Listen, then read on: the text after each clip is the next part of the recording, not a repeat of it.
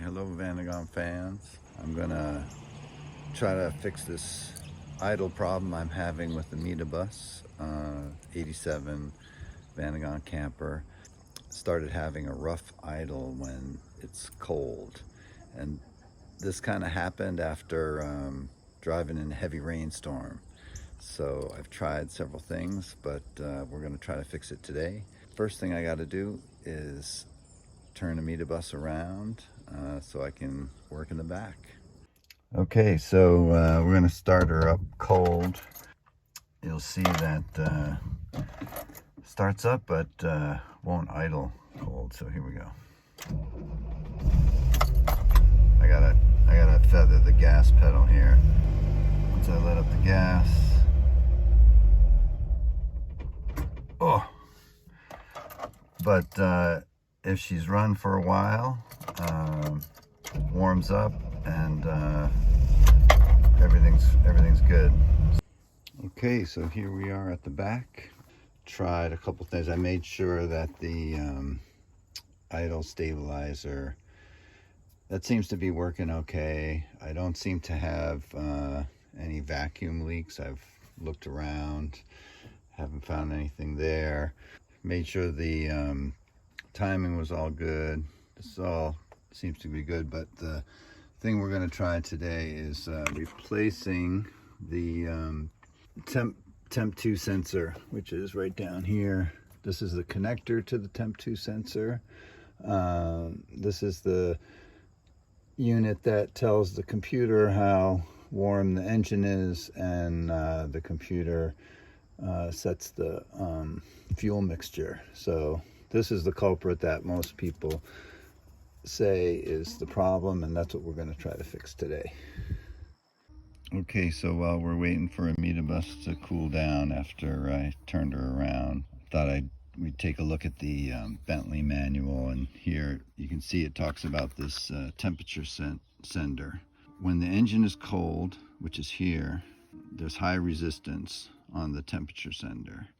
So the computer, if it sees this high resistance, it should be giving a richer fuel mixture, right? And as the temperature goes up, as the engine temperature goes up, the sender resistance goes down, and telling the computer to make it less rich. I thought if I unplugged the sender, that would be like infinite resistance, right? And that it would tell the computer to send a rich mixture to the injectors, but that doesn't really happen. And maybe it's because it's not really infinite resistance. Maybe the computer really wants to see like 6,000, 7,000 ohms. So the temperature sender was only like 12 bucks. So I sent away and got that, and we're just gonna swap it out. Hopefully that's the problem. But okay, just to show you that undoing the connector, which we do by, you push up this metal clip here and pull out. Okay, so there's the connector, and I thought if it's unplugged you would have infinite resistance, and that could tell the computer that it needs to enrich the fuel mixture. Here you can see that blue part is part of the temp sensor itself. Okay, but we'll unplug it and we'll start her up, and we'll see if there's any change in the behavior. Okay, here we go. We got the temp sensor unplugged.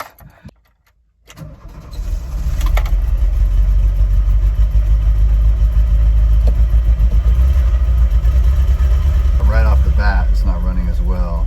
It doesn't do anything.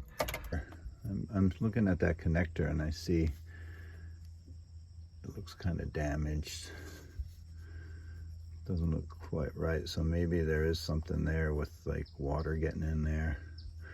All right, so I put a bucket underneath because when we pull that sending unit, I think we're going to lose some coolant. Here's the new one. I also bought an O-ring and a clip in case I break the clip when I'm taking it out. So let's see if we can get this clip off of here and what happens when I pull it up. That was pretty easy. All right, so that's actually a metal clip. I kind of like that one. Let's see if I can hold this camera while I pull that thing out. Oh yeah, we're gonna lose some. How much is the question? Maybe I should just get the other one ready to pop in there, so I don't lose too much coolant. So let's see, we'll do this one-handed. All right, I got that on there. Get that one ready to go right in there.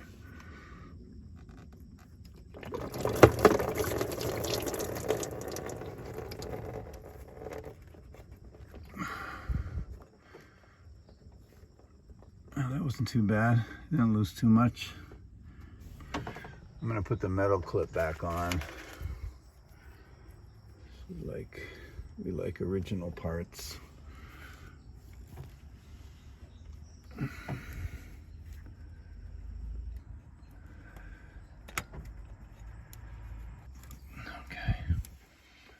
it's on there good. Let's see if we can get this. Okay, so the new one is in place. We got the connector on there.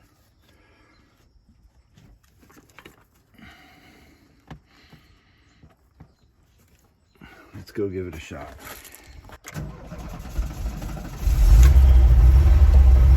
It's funny, the tack is not responding right away.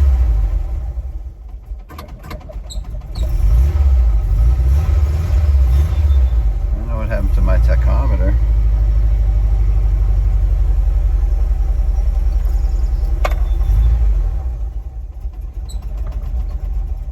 It's a little better, but it's still not right. Something else is up. Okay, because the tack was like not behaving properly, I thought I'd look around and see, and this connection here is very funky. Anyway, I got this connection happening a little better.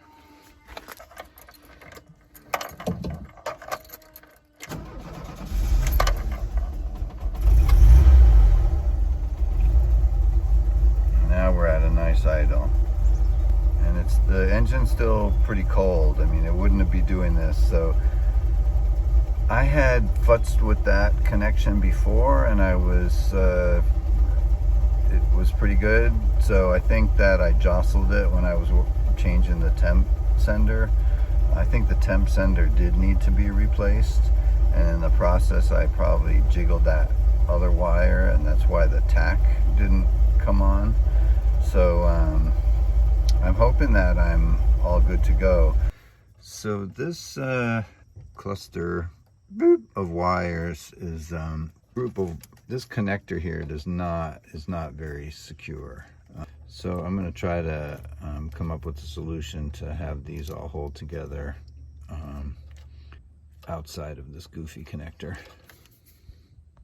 Okay, so I took this side of that cluster of wires out of this connector. This set wasn't really staying in there very well, so I just took it out and put it in this clear plastic tube, so at least I can see that that connection is good. Hopefully that'll be a solution for now. So the engine is cooled down, and I'm gonna start her up again and see if she idles.